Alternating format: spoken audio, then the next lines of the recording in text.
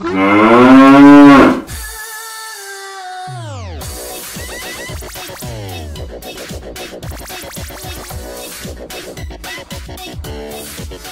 everybody and welcome back to my channel. In today's video we are taking a look at the voice actor and origin of that famous Predator vocalization. Here, let me try it for you.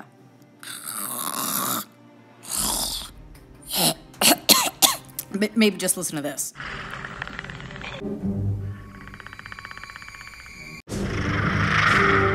As small or as insignificant you think that sound may be, it actually has become one of the most defining features of the Predator. Even if we don't have the ability to see him, that snarling growl lets us know he's around, and we should probably start covering ourselves in mud.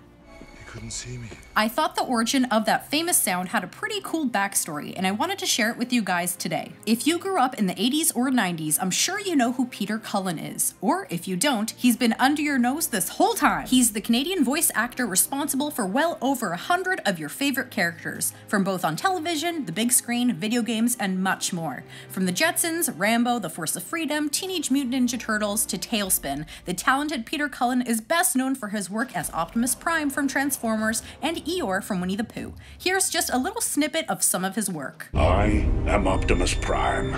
You want me to say Autobots?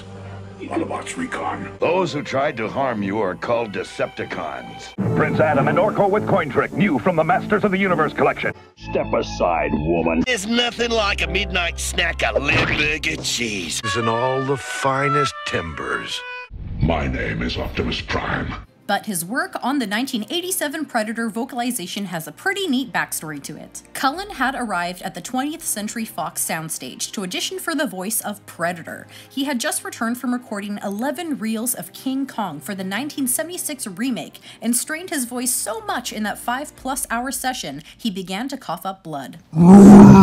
All that stuff. But the vocalizations he created at that Kong session would go on to become very famous stock roars in countless monster films across the world and for decades to come. Back at the 20th Century Fox soundstage, they requested Cullen to produce a monster sound, but Cullen requested a picture of the monster he would be vocalizing, but they refused to show him. Oh, if I can't see the character, I don't know what I'm going to do. I mean, I have to have something to relate to, put myself inside it. After some deliberation among the staff, they finally agreed to show Cullen the scene at the end of the film where the Predator took off his headgear. Now Cullen could work his magic. I saw this ugly face, tentacles like going like this, and it reminded me of a upside down horseshoe crab dying in the sun on a beach when I was a kid.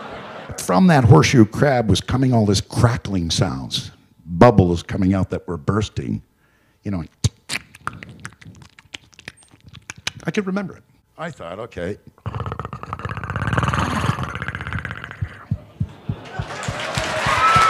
How cool is it that Cullen was able to draw from an experience as a child watching a horseshoe crab dying and bubbling in the sun and work it into his interpretation of the sound this creature from another world would make? So I hope you guys enjoyed this video and found it interesting. In the comments down below, let me know if you knew that Peter Cullen was responsible for that famous Predator vocalization, and if you can do a good impression of the Predator. So please remember to like, comment, and subscribe. I come out with new videos every week. Come check me out on social media and help support the channel on Patreon. So thank you guys so much for watching, and stay legendary.